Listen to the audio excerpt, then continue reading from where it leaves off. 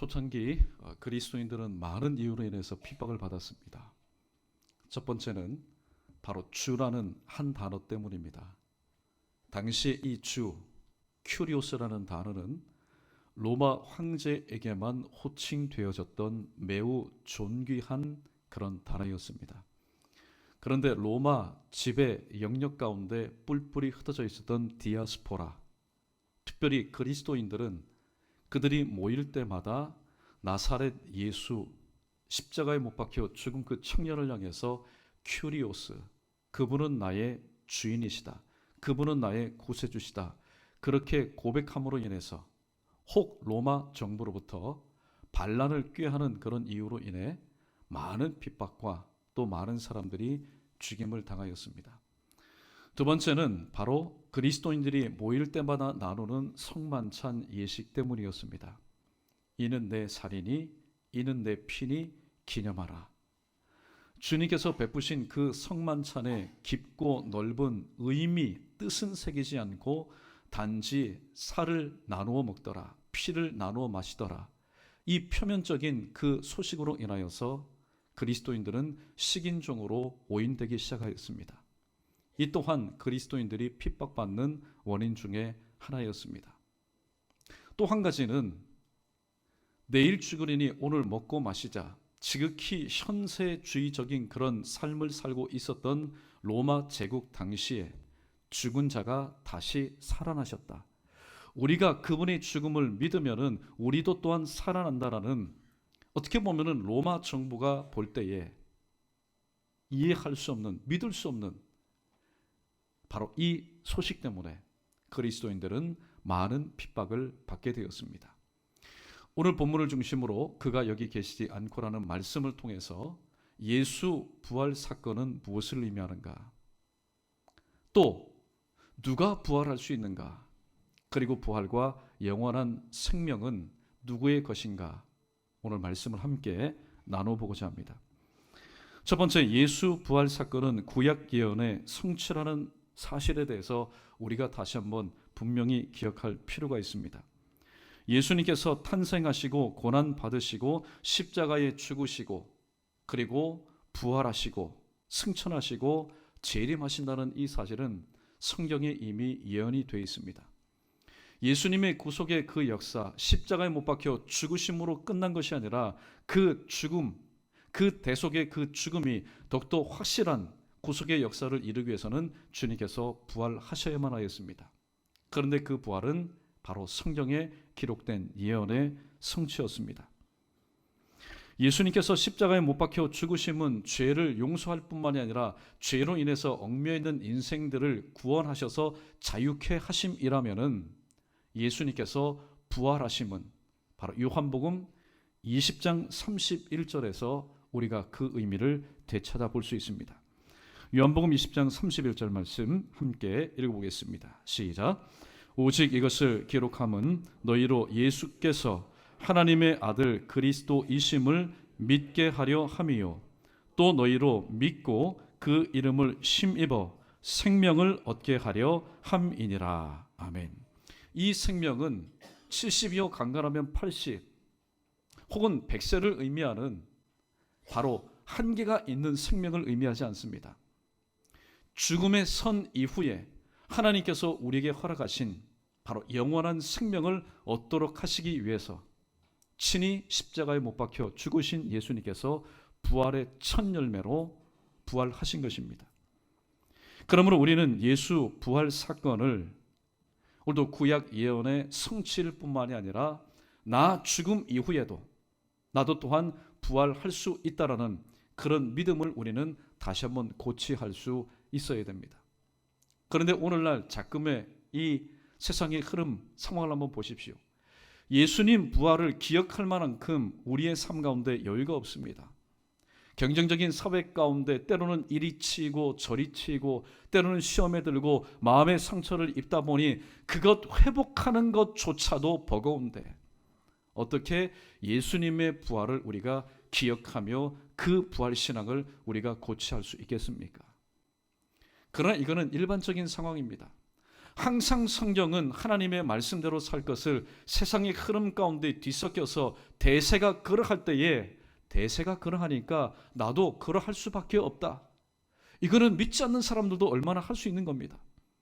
하나님께서 오늘 우리에게 요구하시는 것은 세상의 모든 것들은 세상의 흐름대로 간다 할지라도 마치 살아있는 물고기는 살아있기 때문에 오늘 맑은 수온을 향해서 역류하여 올라가는 것처럼 우리가 산소망을 품을 수 있는 것은 어떤 환경입니까?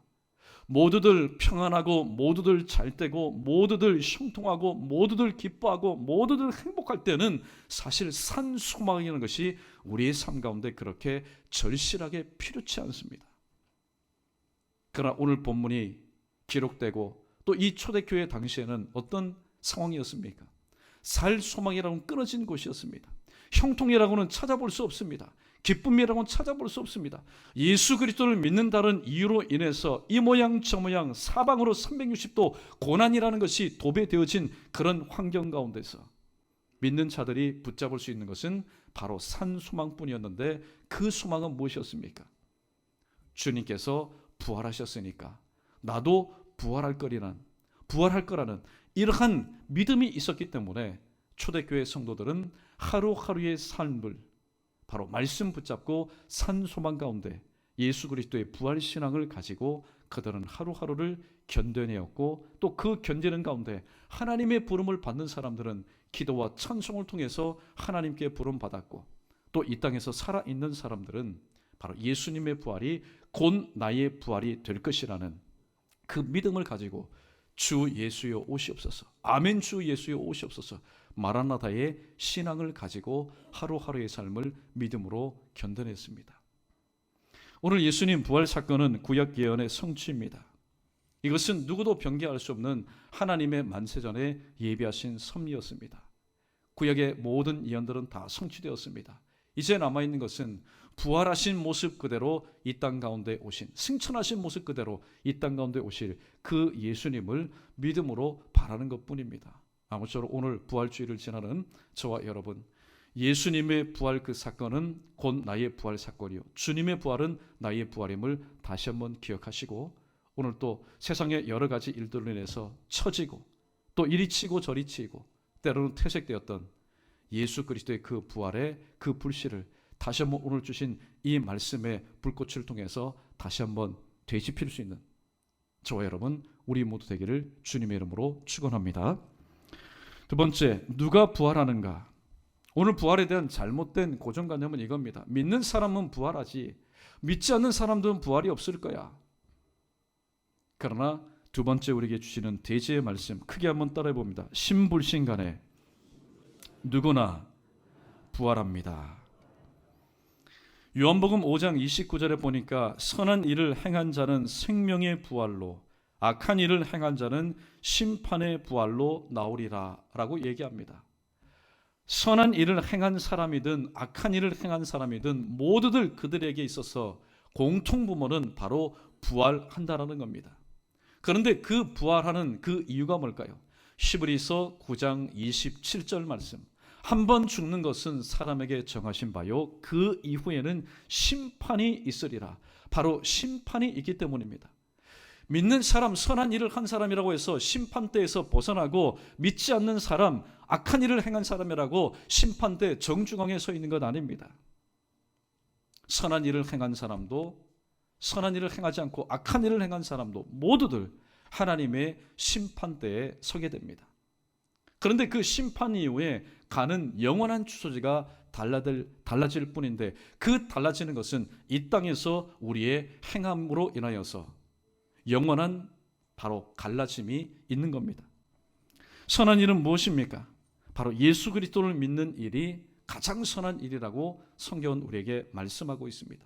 이 땅에 보면은 선인 혹은 의인들 참 많지요. 사람들이 또 이 사람은 의인 안 되겠다, 성인이라.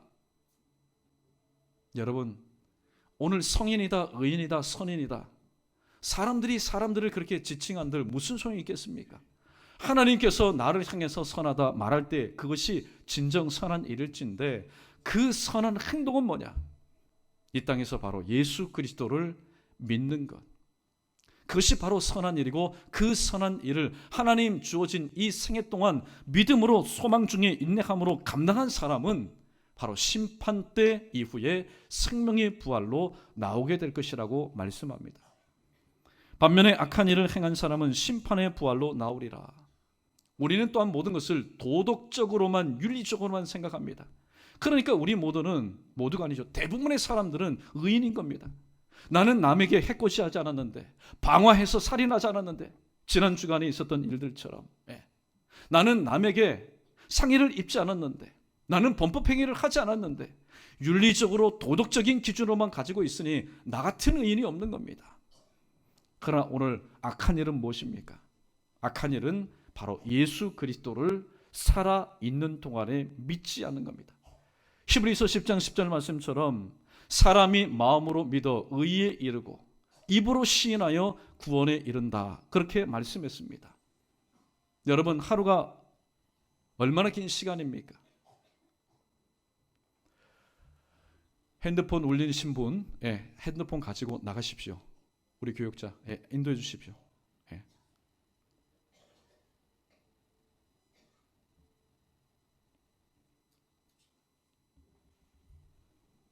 여러분, 예배 시간에 핸드폰 가지고 잠깐만 울리는 거, 그건 하나님 앞에 그런 예의가 아닌 것 같습니다. 언젠가는 말씀드리고 싶었는데 참고 참았습니다.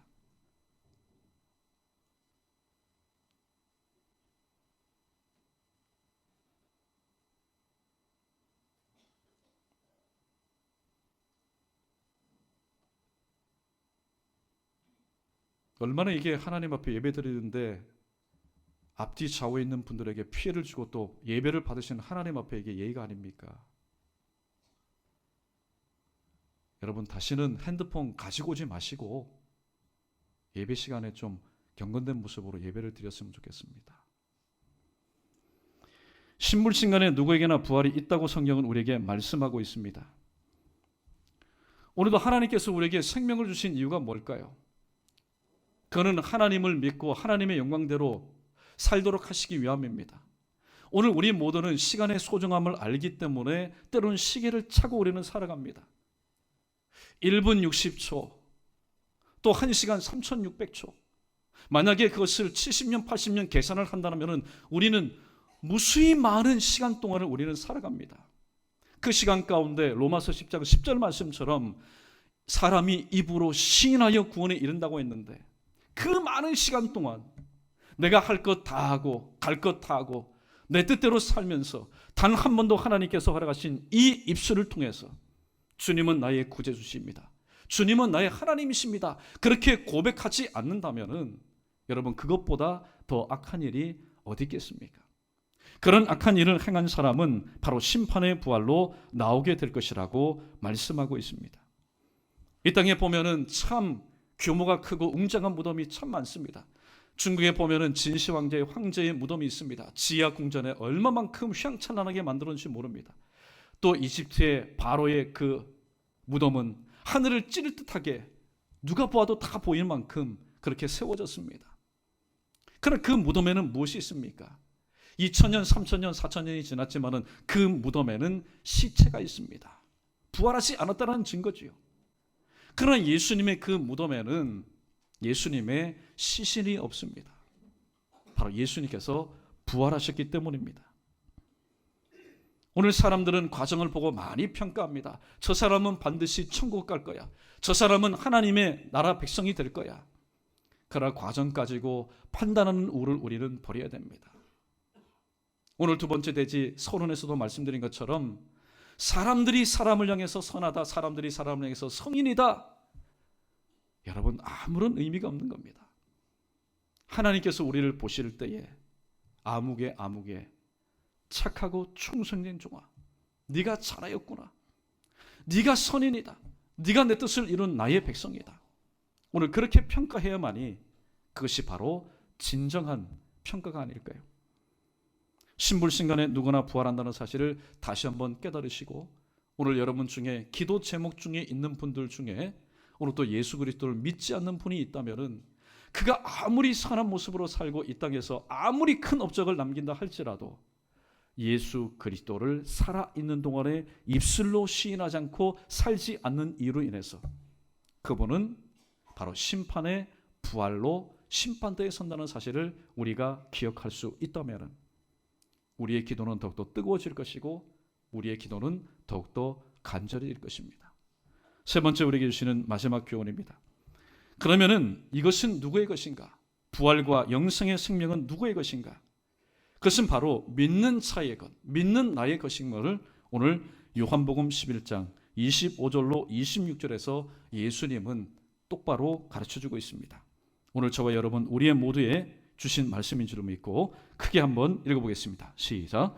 예수께서 이르시되 나는 부활이요 생명이니 나를 믿는 자는 죽어도 살겠고 무릇 살아서 나를 믿는 자는 영원히 죽지 아니하니니 이것을 내가 믿느냐. 아멘.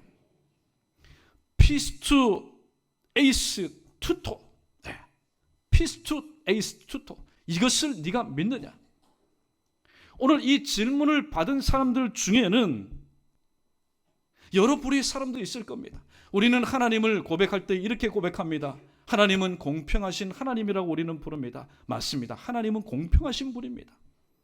만약에 하나님께서 부자에게만 천국길을 열어주시고 건강한 사람에게만 천국길을 열어주시고 또 이 땅에서 많이 배운 사람들에게만 권세자들에게만 부활을 허락하셨다면 오늘 하나님은 결코 공평하신 분이 아닙니다.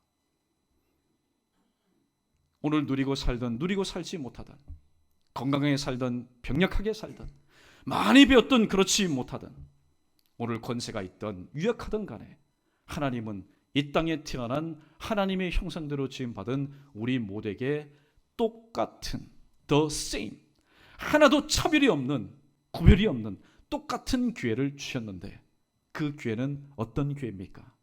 살아있는 동안에 어떠한 상황에서라도 어떠한 장소에서라도 어떠한 환경에서라도 예수 그리스도를 믿을 수 있는 기회를 저와 여러분 우리 모두에게 주셨습니다. 그러므로 부활과 영생의 생명은 바로 믿는 자의 것이었습니다. 이것이 바로 예수님께서 공생의 사역 동안 늘 피곤하시고 때로는 항상 들리셔서 신방하셨던 마리아와 마르다와 나사로의 가정에 관한 이야기입니다. 나사로가 병들어 죽게 되었다. 예수님 누구보다도 빨리 달려가셔야 합니다. 왜냐하면 사랑하는 자였기 때문에. 그런데 이틀을 연기했습니다. 이틀 동안 머무셨습니다. 나중에 죽은 뒤에 사흘이 지났습니다. 냄새가 납니다. 그때 오늘 마리아가 말합니다. 주님께서 이곳에 계셨더라면 내 동생이 죽지 않았을 텐데요. 마르다도 얘기합니다. 주님께서 이곳에 계셨으면 내 동생이 죽지 않았을 텐데요. 그렇게 질문할 때에 하신 말씀이 조금 전에 고백했던 요한복음 11장 25절과 26절의 말씀입니다. 이것을 네가 믿느냐? 내가 부활이요 내가 생명이다. 나를 살아서 믿는 자는 영원히 죽지 않고 만약에 죽는다 할지라도 그는 살게 될 것을 네가 믿느냐? 그러므로 지금 죽은 이 나사로가 살 것을 믿느냐?